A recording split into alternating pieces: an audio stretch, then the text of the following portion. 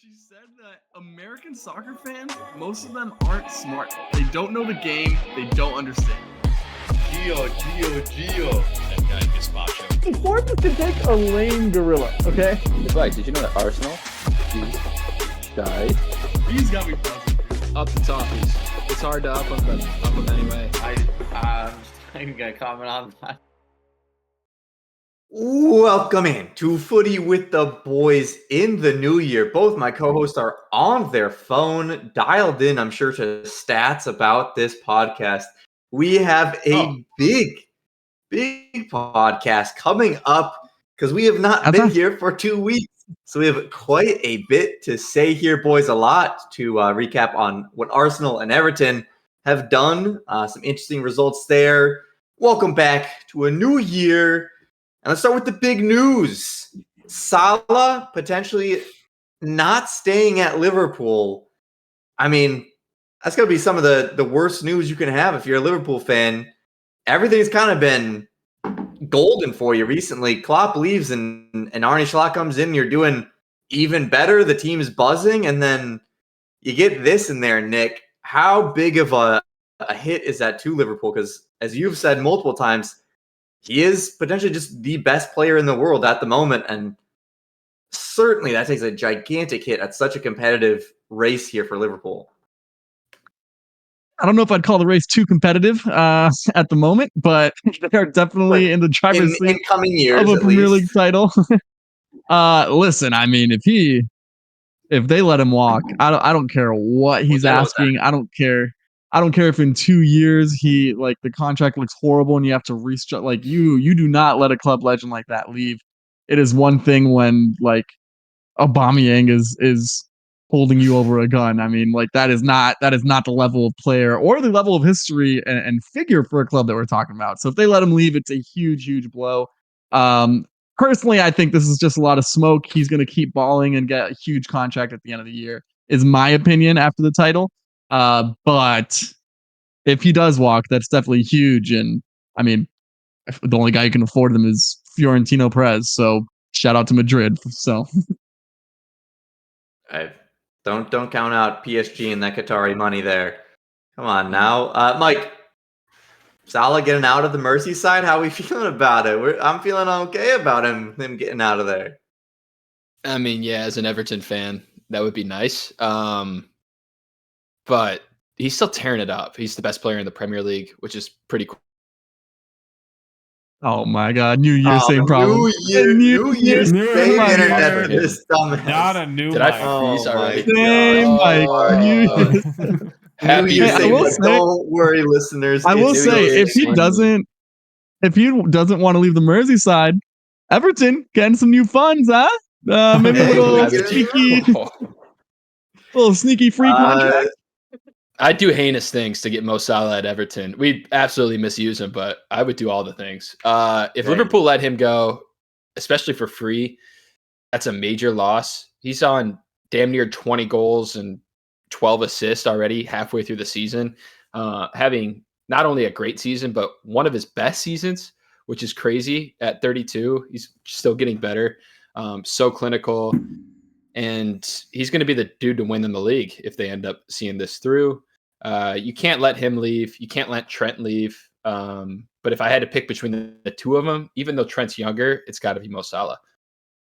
Yeah, I mean, Trent also potentially leaving. And I mean, there's a bunch of rumors about both these people already having deals signed with Real Madrid, PSG, whoever it may be, the big names. Nick, what are the odds that they both leave here? Salah leaves, Trent Alexander, one or the other. Who do you see as more likely to leave here?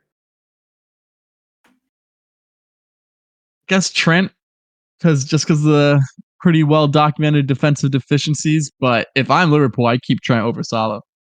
I think, especially a team without Trent, when there's low blocks, it all of a sudden becomes very difficult for them to break those lines, especially from deep, like Trent's able to do so well, and especially the set pieces that he can produce. Salah, I think, is able to be so effective because he's a transition monster. It's not like don't get me wrong, he's insanely skilled, but he's not someone who's walking around people 24/7. He can do it in tight, but it's usually in like transition stuff. So I would keep Trent. He's younger. He was like born and raised there. That has to be the guy. They're gonna build a statue for both of them, but I'd imagine Trent is. I don't know. I'm not a Liverpool fan. I guess that'd be good to ask someone, but I'd imagine Trent's closer to the heart than Mo is. Yeah. Could I do a counterpoint here? No. My argument would be Trent will get you a lot of money, being that you don't let him go on a free this summer. Right. You have to get him to sign something and then fucking sell him. Letting him walk for free is crazy because he's English. He's a right back, and he's probably the best one in the world. But imagine if he wants to leave, he's just not going to sign a new contract. Yeah, but you could try to play the card like, oh, yeah, do us a favor. We're your boyhood club, and still give him a lucrative deal. But I think the argument for letting Trent go is you have a guy ready to go. Connor Bradley is a phenomenal player. Different, doesn't have the same qualities as Trent. No one's the ball striker that Trent is, but defensively he's a lot stronger. Positionally he's more sound, and he can play on that counter attack. And he's a handful of years younger. So those are all good points. Mo Salah is harder to replace. You can't get his output from another dude. You can't. I don't think. Harder to replace. Stupid numbers. And then Trent's a more unique profile. What do you mean? Yeah, but but he's a right back. I mean, you would say it yourself. How many wingers are scoring 30 goals a season than a goal scorer? I mean, they're not. He's having an all-time season. I'm just saying harder to replace it. Like you can find a good winger on the market. Like what right backs do you know out there that are his level winger? Of course not his level winger. There's no one else on his level right now. No winger who's bagging you 20 goals a season. Those guys don't exist. There's a handful of them in the world at a time. He's still at the peak of his powers, and Trent is going to get you a bag. That's my point. They're both on free contracts. That's the stupidest point you could have brought up. Never let him go for free. Virgil van Dijk what are you also expiring. That is not in there. They could lose him as well. Not in their court in terms of not letting them go for free. They need to convince them to stay, I'm guessing, to sign. Let's get into the Gunners and the Toffees. Nick, we'll start with the Gunners. It's been a decent stretch of games. 3 wins out of the last 5, no losses, and some chances with Liverpool having 2 draws in that time. It just so happens both those weeks that Liverpool have drawn, where Arsenal could have gotten a little bit closer in the standings, Arsenal also drew those games, matching form with them. So still a 6-point lead for Liverpool. They also do have a game in hand against Everton, but we all know that Everton would win that one. So it's about even with just six points. Sure. How do you feel? Wins against Palace, Ipswich, Brentford, most recently the draw against Brighton. You have a new star boy. Where do you guys stand here coming out of this holiday season? New star boy is joining the old star boy on the injured reserve because Buddy also got hurt this weekend. I saw something this weekend that said 10 of our 20 games this season we have played either without Saka or without Odegaard. 2 of them without both of them. I mean, those 2 guys are so incredibly important to the creativity and just output that we have, and missing one of them is huge, especially with the well documented on this pod left side failures of Arsenal's attack with Martinelli or Trossard, whoever you want to put there. Nice to see a guy like Gabby Jesus stepping up recently. The resurrection, the king has cometh. I don't think it's enough to get us back into this title race. And yes, I do say get us back. I don't think we're in a title race right now. I don't think anyone is. Liverpool's gonna have to slip up a lot more for me to feel like there's someone to hunt down. It's a long season, so I do think they'll go through a dry spell. We have to make sure to put ourselves in a good position to get in a title race. But I mean, as of right now, our starting like Kai is also hurt. It's our starting midfield this weekend at Brighton was fucking Jorginho. Not even Rice. Who else? It was Jorginho. I'll look it up. Yeah, Jorginho, Marino, and Rice. That is 3 number 6s starting in your midfield. Declan Rice was the furthest forward of them. that's gonna get you a lot of 1-1 draws. Let me tell you, that's not gonna win too many games. That's not gonna put too many of the goals in. Thomas Partey, by the way, also starting at right back. It's a bit of a mess right now. I don't feel good. I don't feel good at all. This should be the season. We're somehow 6 points ahead of City, and we're still fucking in second. With really, I'm not optimistic. I'm not even hurt. I was pretty mad yesterday with the collision of heads end up being a penalty, which there's a collision of heads on literally every ball in the box every single time. But also, like, whatever. It's not, we're not in a position right now to where we're in a title race. So once we get there, I'll get my juices flowing again. But as of right now, it's been a fine season. If you look at the stats, it's been a fine season. If you look at the table, it's been a disappointing one in my mind. How much do you think this is affected by injury? Because they say the best ability is availability, and that has not been something that Arsenal had at all this season. Odegaard missing time, Saka. I mean, just holes in the entire team here. How much has that affected? Do you think it'd be 3-4 points where you're talking, hey, yeah, we're right there with Liverpool, or how much does that affect? Quite a bit, but it wouldn't, not enough to, like, if we were completely healthy this entire season, I don't think that's enough to get us like in a clear first place. I think that just puts us maybe first, maybe second, probably within a game of Liverpool. One, because of the form they're on, but two, also, I think some of the things you guys said at the start of the season is, at least for the past 6 months, proving to be right. Probably need another body in that attack. My faith in Martinelli has not been totally repaid. He's been fine. You know, he's had some good games. He's had some pedestrian games. He's been just mostly fine. He hasn't really been used right, to be fair, but still. Marino doesn't play the same for us as he does for Spain. Still a solid player. Fine. Still, you know, a big hole from when Granit Xhaka left, and he was on the form of his life for Arsenal and continued to prove that over in Germany. The defense is solid. The set pieces are great. The number 9 is enough if everyone else is firing, but when they're not, it's clearly not. So we definitely would be right in this title race. I'd definitely be on the edge of my seat, and I'd be much happier about the demise of City. But if you told me everyone was healthy this entire season, I still think it's maybe 55-45 chance of us winning the title. Yeah. I mean, Liverpool has just been absurd, and they've had health to where they've been able to just continually keep form. And I mean, man, they're chugging along there. If not for Amad Diallo, though, big game player right there. Top winger, eh? Starboy. Talking about Starboy, Amad Diallo. What a player. Mike, talking about Starboy, a team of 11 Starboys. Everton. Starboy Ashley Young. He's just getting started, people. Man. We've talked quite a bit about Everton and their upcoming matches and how ridiculously hard they are. The last 2 games have not gone great.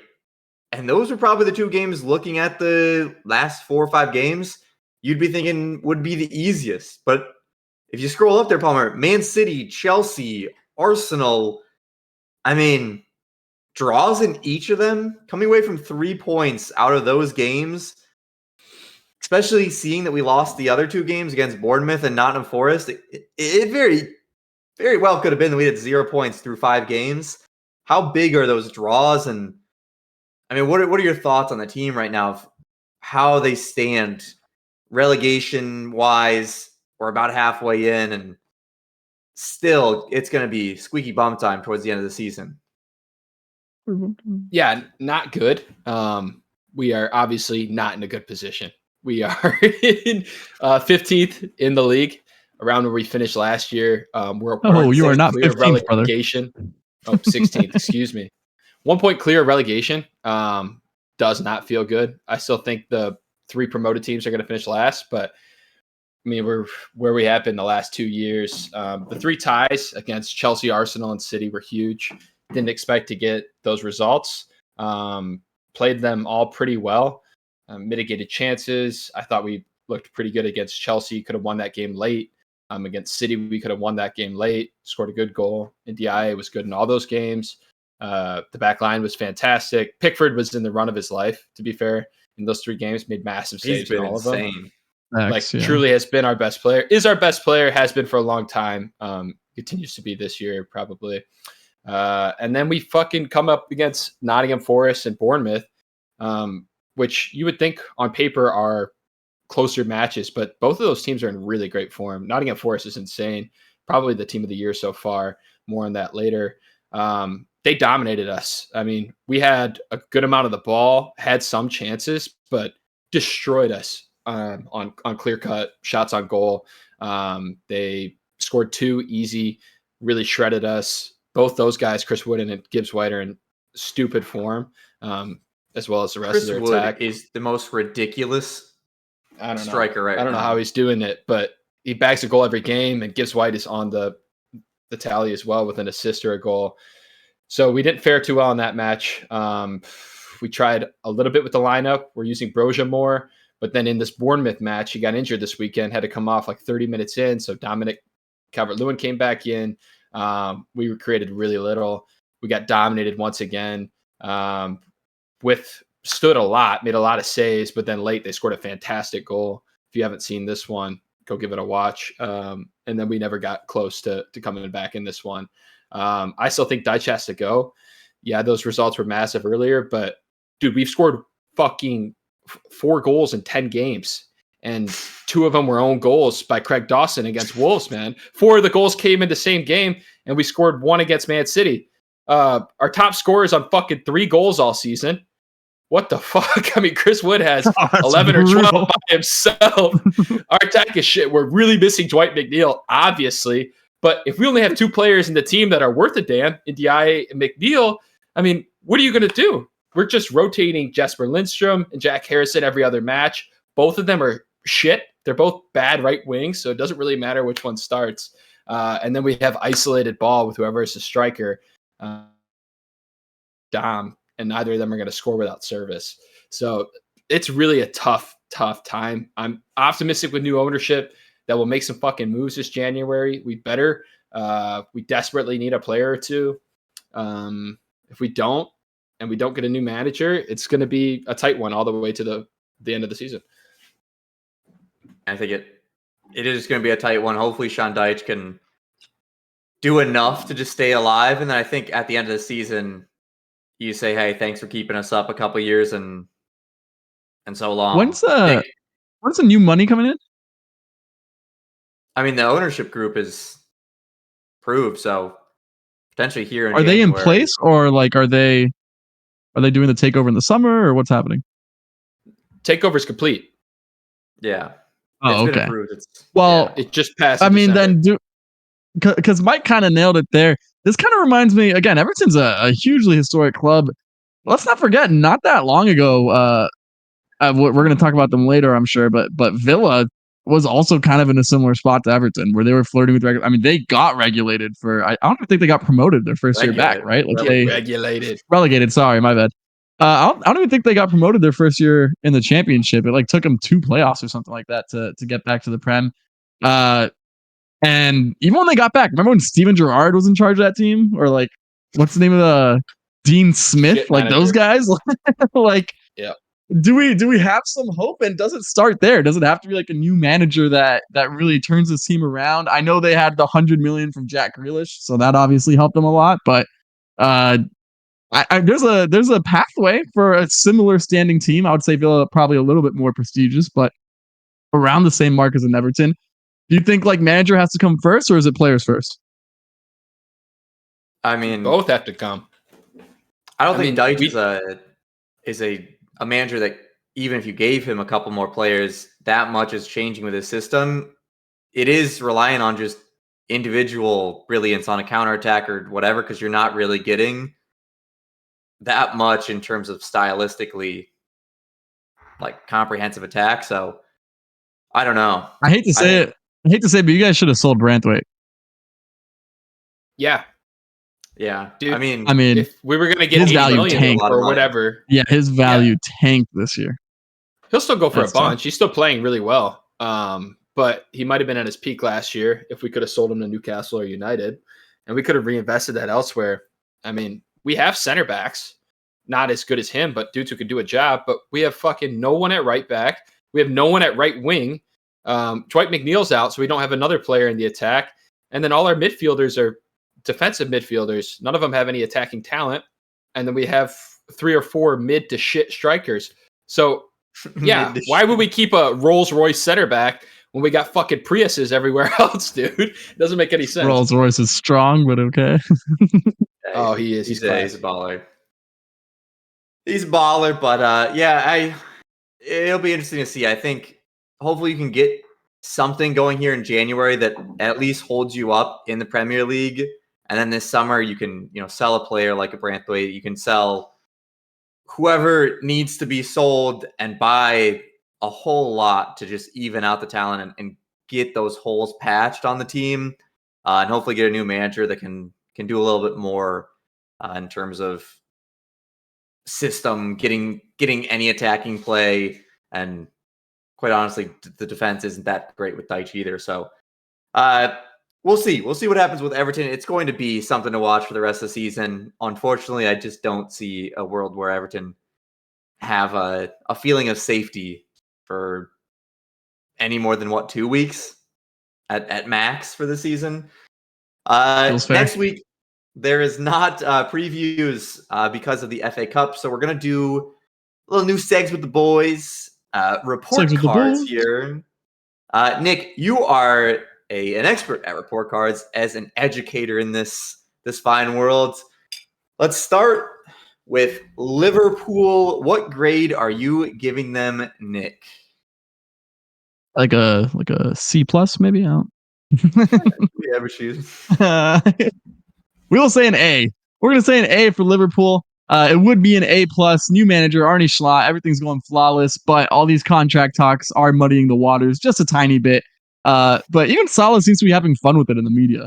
Being like, I don't know, am I gonna go? So I think it's an A. Even if it is detrimental, it's a hell of a season, and they're doing amazing. No one thought. I mean, a lot of people thought they'd bounce back. No one thought they'd be doing this. 6 points clear with a game in hand halfway through the season. So very strong, very easy A to give to Liverpool Football Club. Yeah, I don't think there could be another grade for them when they're doing so well. Yep. Mike, I'm excited to hear this one. What grade are you giving Arsenal? Ooh, I think I'd give them by the Champions League. I think B is fair. I contemplated doing a C based on their expectations. They should be challenging for the title. I just don't think they did enough in the transfer window. Definitely had some injuries, and then Arteta's just been a little bit off this year for me. So I think that puts them at a B. But as Nick said, they're doing well in the Champions League. They've shown at times this season that they could beat anybody because they still do have a very good squad, an elite defense and goalkeeper, and a few players throughout the squad. So B seems fair, and they could go higher. Yeah, I think I hate that. On paper in second, but obviously there's a gap there with Liverpool on top, and based off their expectation, I think that's a B. Most other teams, that would certainly be an A. Most other teams, including the current third place team in the Premier League, Nottingham Forest. Nick, what grade is Nottingham Forest, the trees, getting? Hot take. I'm giving them a B plus. I know they're third. I know they're third. Hold on, just hear me out for the love of Christ. I know they're third. Have you guys actually watched many Nottingham Forest games? I feel like they're not. I feel like they're winning by happenstance, and winning is a habit. But they have, I think, the fewest goals scored. Dude, they have the fewest goals scored in the top 15 or something like that. It's insane. Chris Wood has 11. The next person has 3 or something like that. It's.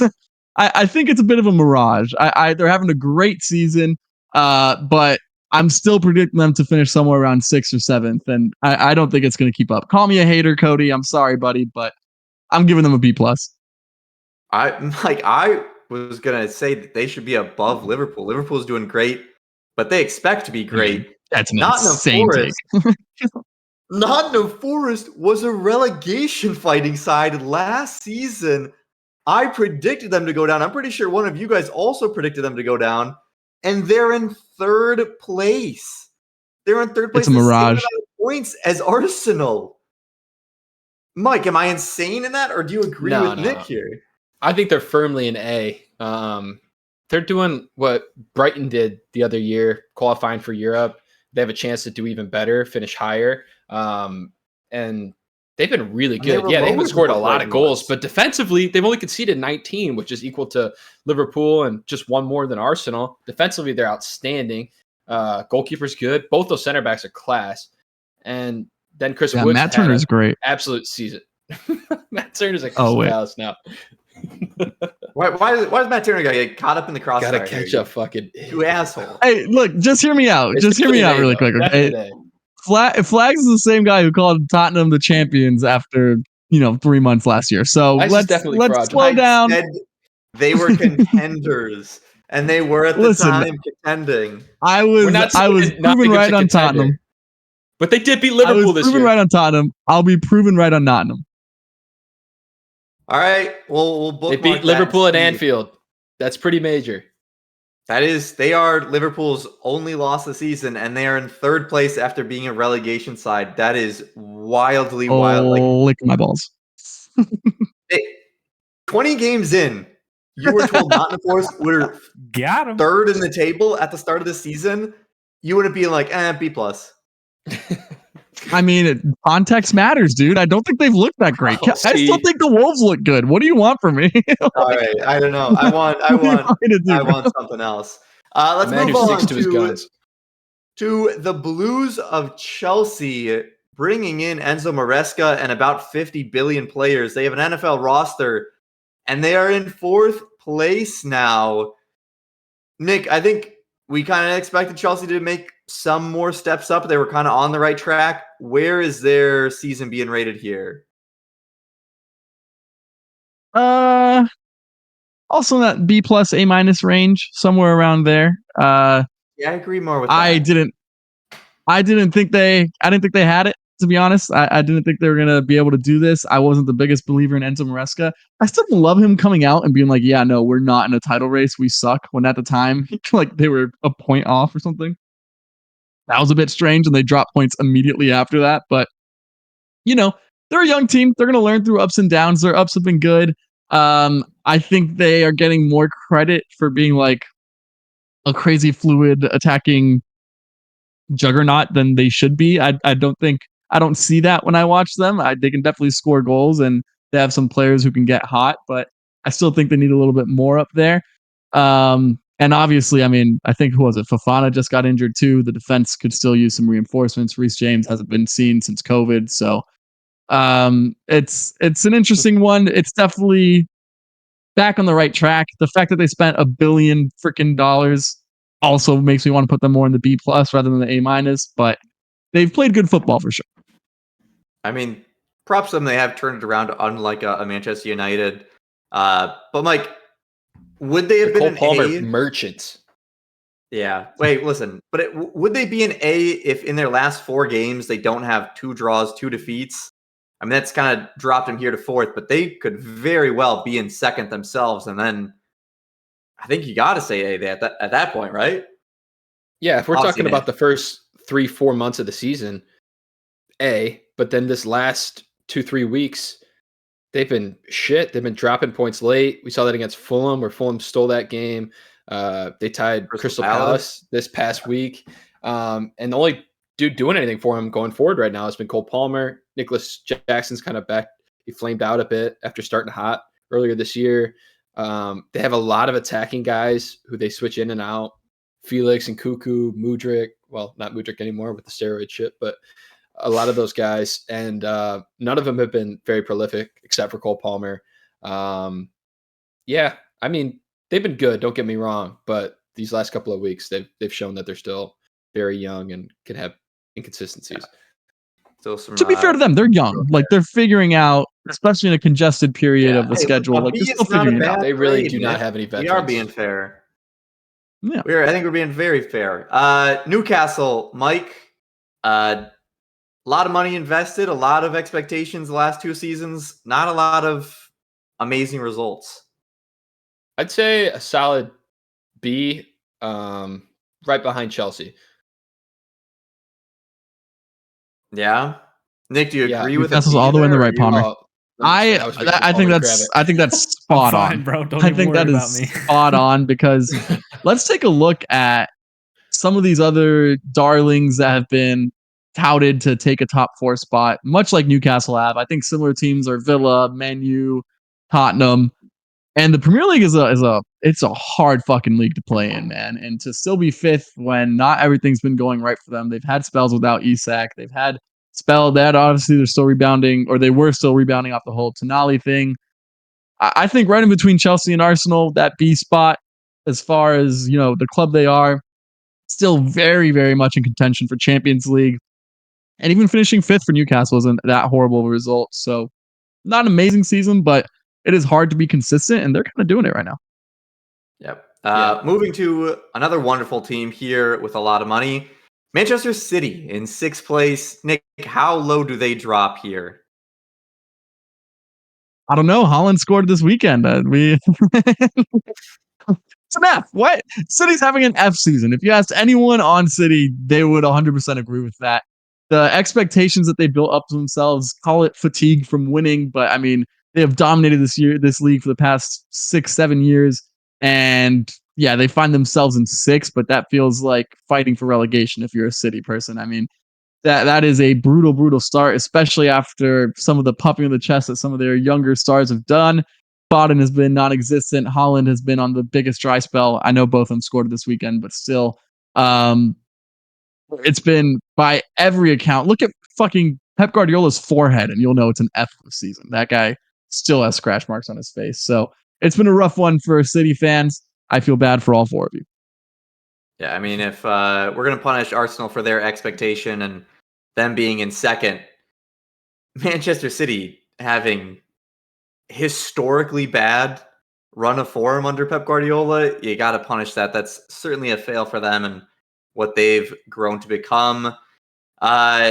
Nick, looks like Mike is frozen, so you get the Bournemouth Cherries. You've been a fan of them. He's back. All right, we're pivoting. Mike, it was meant to be. What are the Bournemouth Cherries and Tyler Adams getting on their season, sitting in 7th place right now? Dude, I want to put them in A. They've been very good this year. Up in 7th place right now, ahead of Aston Villa, ahead of Tottenham, Manchester United. They beat a lot of good teams. They shit on us. They only won 1-0, but they destroyed us. They create a ton. The defense is very good. Tyler Adams being back, even though he's back out, I think, hurt again. But that's been cool to see him. A lot of attacking talent. Kluivert, Evan Nilsson, he was a good signing this summer. And their coach is great, Andoni. I would like to be a Bournemouth fan, but unfortunately, I'm an Everton fan. Yeah, Bournemouth have been having a hell of a season. Certainly doing all right for themselves here, up in 7th place here. We'll see if that can kind of stay consistent. It is a pretty log-jammed middle of the table there, so it's going to be hard for them to stay in that 7th spot, but so far, so good. I think maybe I would be a little bit lower on them than A, but yeah, hey. They're only in 7th. It's not like they're not Nottingham. We could put them in B. B sounds right. Nick, Aston Villa came in with quite a bit of expectation. Haven't quite lived up to that, and by haven't quite lived up to it, they just haven't lived up to it. What do you think of Aston Villa here? I think they're maybe a bit of the harbingers of expectation raising and then their level dropping a little bit from the past season. They've still, correct me if I'm wrong, but they've still been good in the Champions League, right? So I'd give them a C+. They're in the middle of it, like you said. They're 4 points off the top 4 right now. That's not too crazy. I know 8th looks bad if you're Villa, but they're not that far off of it, really. And they're playing well in the Champions League, which is difficult to adjust to, especially in the first season. So give them credit for, hanging in there during tough times, and let's see if they can go on a run here at the end of the year. Yeah, I think that's fair. You get passing grade. You're doing what you need to, not doing anything too crazy above, but still have a chance to do something. Mike, one of our favorite teams here, due to the left back, Fulham, has had some good results this season. They find themselves right there in the middle of the pack. Putting Anthony Jedi Robinson, captain Fulham. I think they've been pretty damn good. I'd put them in B. In 9th place right now. Have beat a lot of good teams, played a lot of good teams really well. Jedi's been fantastic. Raul Jimenez has kind of had a resurgence. I think both the Arsenal guys they signed have been good. I like watching them a lot. They're dynamic.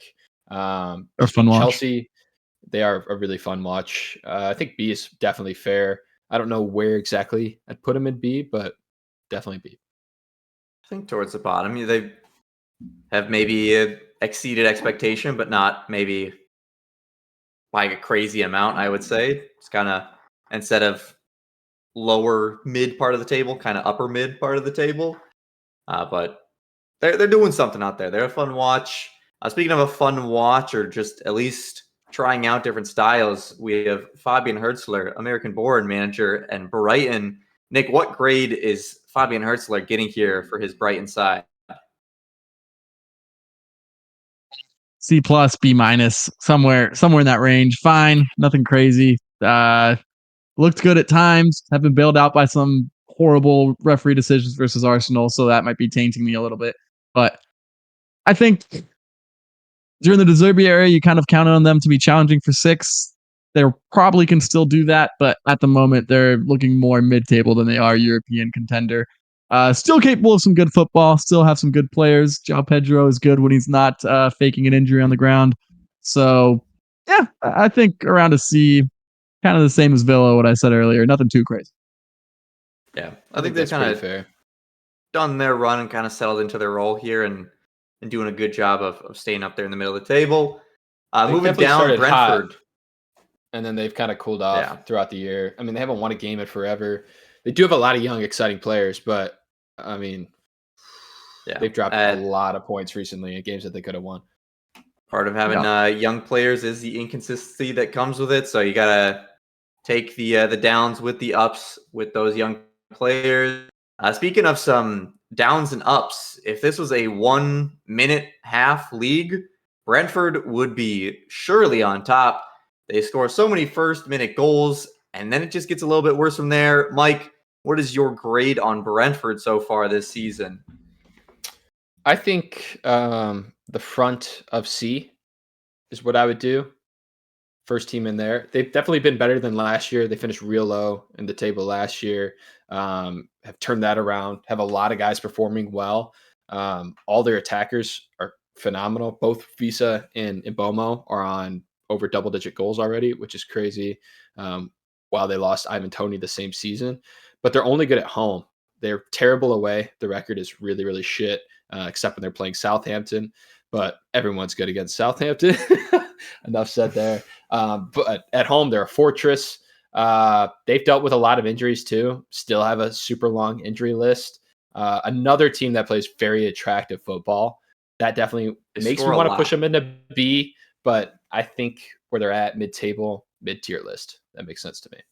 They do score a lot. I mean, that's the thing is there's going to be goals if you're watching a Brentford game. So the attack might get them pushing up. Defense gets them right back at that average. When is Thomas Frank getting a big drop? I mean, what he's been able to do with limited money, limited squads over at Brentford has been so impressive. Every time they play, he sets them up so well. And maybe they just play Arsenal well. I can't say I watch too many Brentford games, but they're always exciting. They're always in games, even if they end up losing it. It feels like close games. That someone needs to look into them, because to be able to do that with Brentford in the Premier League is pretty impressive. It is. Yeah, when enough openings open up, I'm sure he will be. I mean, he's already on basically every short list we see. So I would love that if Thomas Frank came on over. Moving on to potentially a big job that might be looking for a manager if things don't turn around. Tottenham Hotspur sitting in 12th place right now, Nick.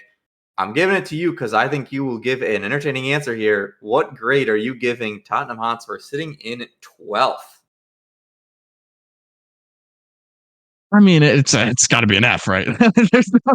there's not even. I'm trying to not be biased here, but they haven't even looked good at times in this season. Like, I would say over half the games they have not looked like a top half of the table team. They 12 feels pretty appropriate for the run of form we're in, the form that their players are in. James Maddison proving to be, I mean, just flashy, I guess. He capable of big moments, but completely ghosts in games that he is needed in. At least Foden is young when he does it. James Maddison's supposed to be in the prime of his career right now. It's a tough watch. Pulisic, I guess, is the one shining light. I know he's been amazing all season. Even he, I think, is a bit overrated, but he's been kind of carrying that attack. Ange looks, I mean, more and more depressed every single day. When you're winning, the chubby guy in a suit look is great. When you're losing, it's a tough look. It's a tough look on the sidelines, bro. So he looks disheveled week in and week out. And I mean, I don't really know what you can point to say this is going to turn our season around. Here's what we have to do. I don't know what their plan is. Yeah, I mean it's a tough one. They've dropped just multiple like brackets of teams here. They were with the teams fighting for a top 4 Champions League, Europe. They've dropped below that into just the kind of middle of the pack teams, and they're 6 points out of 9th place behind Fulham. I mean, they're ridiculous. They're down there in the dumps. Nick, that seems right. Mike, there's another team that's down there in the dumps, right next to them in 13th place, Manchester United. Who I even thought that they would have some bit of a turnaround after Ruben Amorim was brought in. That's not happened here, Mike. What grade is Manchester United getting with a combo of Erik ten Hag and Ruben Amorim, bringing them to 13th place? They have lost 3 of their last 4. It's not looking good. No, it looks like shit. They're definitely an F. They're on 23 points. They have a negative GD. They've had 2 managers this year, a new owner, tons of investment, and no results. Nothing to show for it except a Manchester Derby win, which I guess is something, and a draw in Anfield. Amad Diallo. They can't score goals. I mean, Ten Hag was terrible, got canned. Amorim comes in. I think, is still a good manager. I'm not out on him by any means, but he's playing a very particular brand of football. It's a very specific setup, and he does not have the squad to play it very well. There's like 2-3 players in the entire roster that can play his system, and he's maximizing them. That's Bruno, and that's Amad Diallo, and probably Harry Maguire. But then the rest of the team is fucking set up to fail. Both the strikers suck, haven't scored any goals this season.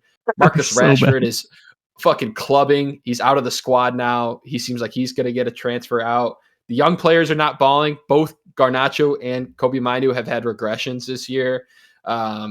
It's a dumpster fire. It's a shit show over there. And maybe they'll figure it out. Maybe they'll make some signings this January, or maybe it's a long-term project, but they're definitely not doing anything this season. Yeah. I'd give it a D. Yeah, I guess maybe if you want to say they've just had bad expectations, they weren't good last year, but this is going from the guy who predicted them to finish top 4. Yeah. It's 13th place. It turns out, I mean, at the end of the day, they made the right call. They did what they had to, and they fired Ten Hag. And I fell for the illusion that maybe he's just a winning manager. He clearly wasn't. He's out. And I think Amorim's doing the right thing. It's just going to be ugly for another year. It just is going to be. But he's doing the right thing, showing that no player is bigger than the squad. He's taking out Rashford. Hasn't been included. I think he just got included today in a game or something like that. But hasn't been included in the squad for a while. Maybe it's for tomorrow's FA Cup match or something. But Rashford, I think, has kind of shown himself to be untouchable in that squad in the previous regimes, whatever you want to call it. And I think Amorim's kind of knocking him down a peg, which he should. There's no player that should be above the club, especially a club the size of Man U. And so believe him, I think he's the right guy. It's not a good season by any means, but they've at least done one positive thing, and that is get Ten Hag out and hopefully bring the right guy in. Yeah, I guess if you told me at the start of the season that they're in 13th, I wouldn't be gobsmacked. I'd be like, that's pretty disappointing. But I think D is fair. I will say, let's do a slight side quest here on Manchester United. Conceição comes into Milan, taking over for Fonseca. His first 2 games, wins against Juventus and wins against Inter Milan to win a trophy. He's using a 4-3-3 when he usually uses a 4-4-2. So he doesn't go to his particular style and fit players into it when he comes in. Amarin has just gone straight to his system that he knows and trying to fit people in, that it doesn't look like he's able to really work it at how he needs to, Mike. Is that a manager issue of you need to be more tactically flexible, at least while you don't have the players to play that system? I like a manager that has more adaptability. I don't have the luxury of having one, being a Sean Dyche boy. But yeah, you have to play with the players you have in your squad if you're trying to get results immediately. If he thinks he could teach this group of players his system over time, he's trusting the process. I get it. But a lot of these players are not going to be evolved past this season. These dudes are old.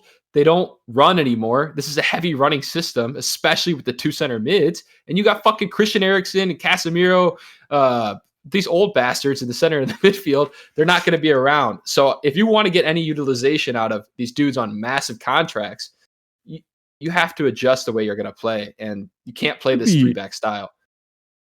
To be fair, I mean, these players don't work for any system. So just put yours in. Like, whatever, dude. They don't work for shit. So might as well do your thing. At least Milan actually has some real talent there that you can adapt around.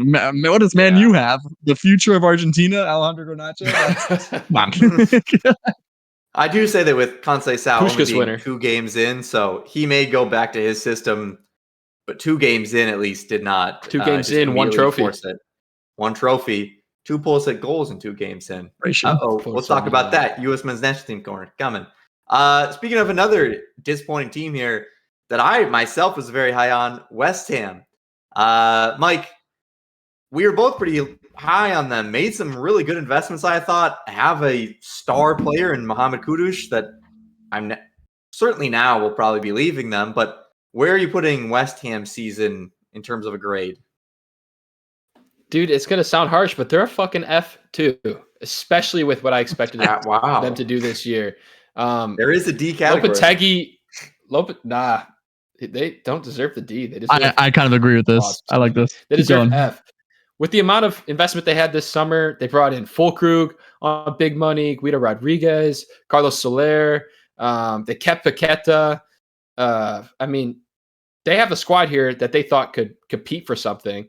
They bring in Lopetegui, huge changes, and immediately it's been a dumpster fire. None of the signings have panned out well. Fulkrug just scored like his first goal of the season against Man City in a game that they lost 4-1. Wan-Bissaka has maybe been their only good signing. He's a great right back, but he doesn't do much for you other than that. It's a real dumpster fire. Lopetegui, I'm surprised, is still there. I think him getting a win the other week saved his job. Otherwise, he would have been sacked as well. Yeah, I mean, that's a rare win. They're only won the last 5. Bring back David Moyes. Not to rub salt on the wounds or anything. That David Moyes had them flying, and then bring in Lopetegui on their shit. Not to rub salt on the wounds, but Fulkrug has Everton written all over him. Oh man! Oh man! Yeah, he's gonna be great. That is gonna be the summer target. That's what, dude. I want running with the ball at 4 defenders by himself. That's the guy. He's so shit. Interesting season for West Ham, and certainly not what they were expecting. Kind of going in the opposite direction by a large margin. Another team that under Ole Glasner, Crystal Palace, kind of thought they were on the up and up. Maybe obviously they had to get rid of Elise, and that is a big loss here. Nick, what are you giving Crystal Palace? Currently sitting in 15th place on 21 points. Yeah, I had a Man U D+, C- around that range. I wouldn't put them solidly in a D. Again, they lost Elise, who has proved to be just a star. That kid is sick. So that's a big hit. They've also had problems with injuries all year. But the way Ole Glasner was looking, I did not think that they could potentially be in a relegation battle, and that is kind of what they're staring down the barrel of. So they're a little bit safe right now for sure. They're not in the battle, specifically because those bottom 3 teams suck, but they're also not that far off it. I think they're like 4 points off of 18th. So 5 points off. Yep. 5 points off. So not great. Don't love it. Probably safe, but this is a team that maybe you could talk yourself into finishing top 10 at the start of the year. It's not looking that way right now. Yeah, I think they're just underperforming just a little bit, but I wouldn't say that 15th place for Crystal Palace is necessarily an F or a failure of a season for them. Mike, it is that time now. We come to 16th place on the table. It is our Everton Toffees. I can't say we went into the season thinking they would have some amazing run to Champions League, but holy shit, has it been frustrating. What are you giving our Everton Toffees and Sean Dyche here? I'll give us a D minus. I'll finally use the D category. It's been a very bad season. Not as bad as those 3 teams below us because our expectations weren't nearly as high. But I had expectations of having a comfortable season, not another relegation scrape. Because mostly we don't have to deal with a point deduction, knock on wood. And I thought we made some good signings this summer. We did make some good signings this summer, Iliman and Diaye being one of them. But the other ones have really not panned out at all or don't even play. Sean Dyche has kind of regressed. And then we've had some injuries that have led to some problems as well. It's definitely a D. Not to mention, I mean, those games early in the season where we lost 2-goal advantages. I mean, late both times. Those are fucking brutal. The season started off rough, picked up a little bit with those string of ties, and now it's back in a rough patch. Still do not have a goal scorer. It's been a solid 4 or 5 seasons now where we haven't had a guy who scored double-digit goals. That is embarrassing. Bring Richarlison back. Bring him home. We need the man. Bring him home. Yeah, I think D minus is about where it is. I think just with the amount of points that you've lost from advantageous positions and how horrible Sean Dyche has been, I don't think you can really say that there's been much better grades you could hand out to them. Another team that has also looked quite awful, and maybe the one spot that Everton did look great against is Wolverhampton Wanderers here. I mean, 17th place, only outside of the relegation zone by 1 goal on goal differential over Ipswich. Nick, what is Wolves' grade? Wolves look good, man. I don't know what to tell you. I think they look so good. I think we gotta trust the eyes. It's a D. I mean, they're basically in relegation. It's been a tough season for sure. They've lost Neto. They've lost other key pieces. They've been banged up. The defense though looks awful. Probably should be an F, honestly, but we'll give them a D just to not rub it in.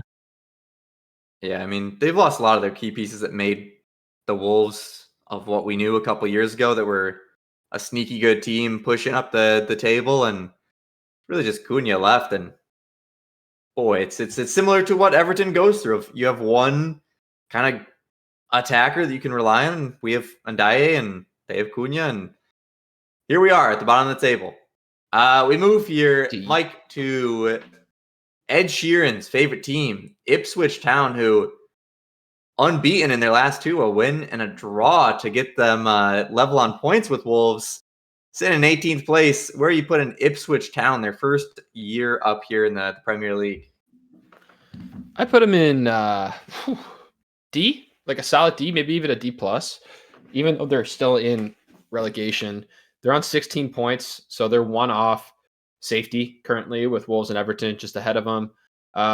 They didn't have a huge investment summer. They playing a lot of dudes who have been with them since League One, which is crazy to still be in the starting lineup of a Premier League team. That's the reality when you come up very fast on 2 promotions. You're going to not have the same level of investment, not even close. But some dudes have panned out for him. Liam Delap's been excellent. That was a good signing. He's 21 and he's already bossing. He has, 7 or 8 goals already this year. Amari Hutchinson's a good player. Schmadix. They have some guys. They've scored a decent amount of goals, more than Everton. Defensively, they're not as bad as some teams in the league, which is a positive in this note. I think a solid D+ or C- is fair. Yeah, I mean, of the bottom 4, it's 45 goals allowed, 44, and Ipswich at 35. So all things considered, they're at least not as bad as those teams. Speaking of relegation team. As bad as those teams, Leicester City. potentially a team that thought they could come up, had the structure to stay in the Premier League. And at this point, yeah, they're not far off from safety, but still in relegation zone. They kind of have been 5 straight losses here. Nick, where are they being rated here? What's their grade? I think they were a popular pick of the 3 teams, the most likely to stay up. And I mean, they have not looked good at all. 1 or 2 good results. That is it. It's an easy F. And not to spoil anything, but I think Mike might have something similar to say about Southampton. Yeah, Mike, we go to Southampton. There's nothing positive to say there. They have 6 points, 1 win. They're not close to getting out. They have a 10-point gap between them and 18th place Ipswich. Is it just F, bottom of the table here? Or do you potentially put them above a Man City or Tottenham who are maybe had more expectation? Nah, man, they're a straight up F. They're on 6 fucking points. They're the Sheffield of last season, probably even worse. Yeah, so bad, man. They've scored 12 goals, less than Everton, which is hard to do. They're so beatable. Brentford embarrassed them. They scored 5, and they could have scored 10, and that was at Southampton. It could have been a double-digit game easily. They were having fun with them. Brentford's a fine team, but we mentioned how shit they are away from home. Yeah, I mean, Southampton couldn't be having a worse season. They've already fired their coach, and it doesn't look like it's going to get any better. No sort of new manager bounce to speak of. Yeah, I mean, even with a new manager bounce, it's still a bit of a ways to find yourself out of that. That is our grades, midterms, you could say, for the Premier League here. Let us know what you guys think. If your team got fucked over by one of the 2 graders here, let us know. Let us know where you would switch it up, and if we've gone too crazy with our love or hate of certain teams. I know Nottingham Forest fan might not be too happy with the B that they were given. Good thing we got that rectified, moved up to an A. And boys, let's get into a long-awaited U.S. men's national team corner. And Mike, do we start with an update on our favorite player, Christian Pulisic, or our U.S. men's national team January camp roster? Pulley, and then we'll go into the roster. All right, we start where we always start with Christian Pulisic. I talked about Conceição taking over at AC Milan, him now being the coach of Yunus Musa and Christian Pulisic there. They had the Italian Super Cup, faced off against Juventus in the semifinal. Christian Pulisic's first game back, and what does he do, Mike? He scores a goal. I mean, that's just what he does. Just what he does. Gets them to a final against Inter, and Inter goes up 2-0, but no fear. AC Milan is here. They come back with a goal from Christian Pulisic, a beautiful goal, running in front of the center back, takes a touch, and then a left-footed strike to get it to 2-2. And then, I don't know if you guys saw the pass he had for the 3rd goal to open it up. He passes it through the defense to Rafael Leao, who taps it across to Tammy Abraham. Just surgical pass by Christian Pulisic there. So he was an insanely good player in that one. Got them his first trophy with AC Milan. Same with Yunus Musa, of course, his first trophy there. 2 games into the Conceição regime, and Pulisic is continuing his hot form there. 2 goals in 2 games under him. Musa, in that first game against Juventus, did have a goal. He crossed it, and it bounced off Gabia's foot and went directly in. So I'm counting it. But some great stuff there in Italy. Went up against Wes McKennie, who played left back for Juventus. Interesting there. Let's move in to the January camp, where there's some interesting names here, Mike. There's some interesting names here. We start in goal, where we have Drake Callender out at Inter Miami. Shout out Inter Miami. Matt Freese out of New York City FC. He has been a much awaited person that probably should be given a look at. Patrick Schulte, of course, and Zach Steffen, the vet. Into the defenders, we have Max Arfiston from Columbus Crew and the success that Wilfred Nancy has brought them there. George Campbell out of Montreal. DeJuan Jones, Michigan State graduate. Shaq Moore. Jalen Neal, who is now also at Montreal. So two Montreal center backs there. The young center back gets a go here. Tim Ream, Miles Robinson, John Tolkien, who could be a good depth option potentially to look at, and Walker Zimmerman Thor making his way back into camp, our Olympic captain. In the midfield, this is where it gets, I would say, the most exciting. You have Benjamin Kramaschke, of course, still a young player for Inter Miami, that we can look at. Emeka Anili from Real Salt Lake. And of course, the real headline from Real Salt Lake, Moon Boy Diego Luna, boys, is in the U.S. men's national team camp, along with Jack McGlynn of the Philadelphia Union. Forwards, interesting group here. You have Patrick Agyaming from Charlotte FC. I definitely just butchered that name, but he is an interesting case. He's kind of burst onto the scene, doesn't have a crazy technical aptitude, but has just been scoring goals and been rather effective. Caden Clark, who was once like the #1 youth prospect for the U.S. and kind of struggled a bit within the New York system, now kind of finds some form with Montreal, finds his way in here. Jesus Ferreira, Brian Gutierrez, who here Chicago Fire, a dual national, was rumored to have also been in talks with Mexico, so big get here for this January camp. Matko Milevich, he is free agent, but was playing for Pochettino's old club in Argentina. So interesting there that he calls him up. Was playing for those old boys. Indiana Vasilev, love it, has played in Europe now at St. Louis City. And then Brian White for the Vancouver Whitecaps, scored quite a bit of goals in the MLS. Mike, give me the names that stick out to you. Who are you excited to see? I know maybe not all of them are quite as glamorous as the next.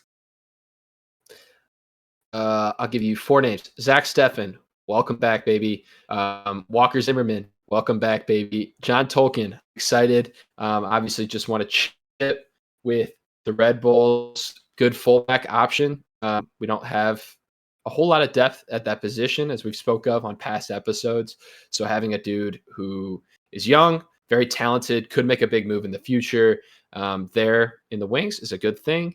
And then going forward, Diego Luna is a cool addition. I'm more excited about Kramaschke. I think he's a bigger talent, a younger player. Has impressed me the minutes I've seen him play for the men's national team so far. And then up top, Gutierrez, shout out to Chicago. None of those dudes are tested. We've talked about the striker pool before. We have a couple of fine options, but always room for more real stars. So any of those dudes could break out. Nick, what caught your eye about this roster? How excited are you about these games coming up? I'm not excited at all. What caught my eye? The center backs, honestly. I was a bit shocked to see. I mean, I know it's all MLS guys, but Walker Zimmerman, Miles Robinson, Tim Ream are 3, I would argue, fixtures of the last, 4 years of our center back, even our 11s that we sent to pretty important tournaments. So a bit interesting to see them all there. Let's see if they take up a leadership role. Let's see if maybe any of them are on the cutting block. Maybe Poch is kind of giving this as a one last chance for them. Again, I do think it's probably mostly an MLS thing, but it'll be interesting to see if any of them are able to adjust a little bit better to his system, or if any of them start falling off by the wayside a little bit. And then, I mean, Caden Clark, they're calling him the yesteryear's Caven Sullivan. So excited to see if he can do something and hopefully a better future for Jared Flaggett's favorite 14-year-old boy. Okay, let's chill on some of the words we're using. I do think that Palmer maybe knows what I'm talking about. Shut the fuck you're. Geez. This is. Listen, the center backs, are I think more of the experienced options. I think that's just because you want maybe a strong base in the back just to build some possession and not have goals being shipped in by younger players. So I'm okay with that one. I think players figure to make a fight for next year and kind of going forward for the World Cup. I think you can look at Diego Luna. Of course, we kind of talked about how excited we are for him. I think he is going to be a star in his own right. We'll see how far that gets him in a very competitive midfield/wing position for the U.S. men's national team, but certainly is a different type of player, very crafty, very different from what we currently have in the player pool. So I think he'll be a good weapon for Pochettino to have. Jack McGlynn, I think probably not for this cycle, but next cycle might be a decent depth option. Caden Clark and Brian Gutierrez, both young players in the MLS that have been kind of hyped up. Brian Gutierrez, I think, has been a little bit more consistent in his play in the MLS. Caden Clark, though, as a youth prospect, was turning heads with Paxton Aronson. Those two as the best two players in CONCACAF. Obviously, you see where Paxton Aronson is now at Utrecht and doing so well. We'll see if Caden Clark can do the same exact thing and get his career back on track. Wait, so how do you feel about Jalen Neal? I know we don't really have a lot of great center back options, but he's 21. He's gone from LA Galaxy to Montreal this offseason. Is he still, you think, an option to be taken over at center back? Or are we kind of looking elsewhere? Be like, but we have Mark McKenzie, we have Chris Richards, we have Cameron Carter-Vickers until kind of that next. Say Cameron Carter-Vickers. Listen, man, he's there. He's there. I think I don't until he shows me something. The Jalen Neal move from LA Galaxy to Montreal is not really getting the juice flowing. I don't have too much faith in any of these guys, honestly, to make an impact in the next year or even in the next cycle. So I am looking forward to having my mind changed, and hopefully one of these guys. This is a huge opportunity for every single one of them. So hopefully one of them can take that opportunity by the horns. And I would love for it to be Jalen Neal, because obviously, like you said, that center back list that you recited, it doesn't inspire the most confidence. So if he's someone that comes out of this with more confidence and maybe impresses Poch, I'll be very happy with that. But by no means am I expecting that to happen. Yeah, I mean, I think the only two people I can say are going to play a role in roster decisions on the actual team is maybe Diego Luna and Benjamin Kramashi. And I still think at least Benjamin Kramashi is a couple of years away from that being a real discussion with the other people we do have in that midfield. Mike, do you have something, some final thoughts on this roster here? What you expect in the January camp from the friendlies? I don't have too great expectations. Neither of the games are that strong. It's Costa Rica and what's the other match? Venezuela. So it's like mid-tier competition. I mean, very few of these guys are going to be involved with the senior squad going forward. A few of the goalkeepers, maybe Tim Ream sticks around. But it's cool to see some new guys test it out. Still will be interesting to see how Poch plays, what system he plays with these dudes. I assume it'll be his same setup. I'll probably tune in. I'm still excited for some international soccer. Tune in is diabolical. That's not great for a soccer-based podcast. Say I'll probably tune in. We run this pod, bro. Yeah, that's probably tune in. It says a little bit about what the camp is and what it is. I think one of the things that it's somewhat missing is the January camp used to be, hey, here's all these young players that are the best prospects for what American players are going to be for the most part. You had maybe a couple like a Pulisic and McKennie that were overseas already.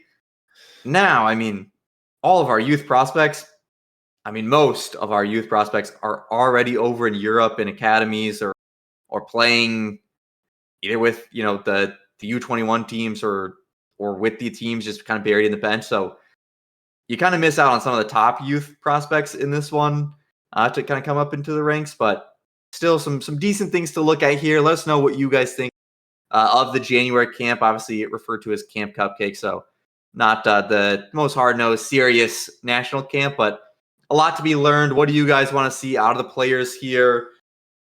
And Mike, some final thoughts on our return. Oh.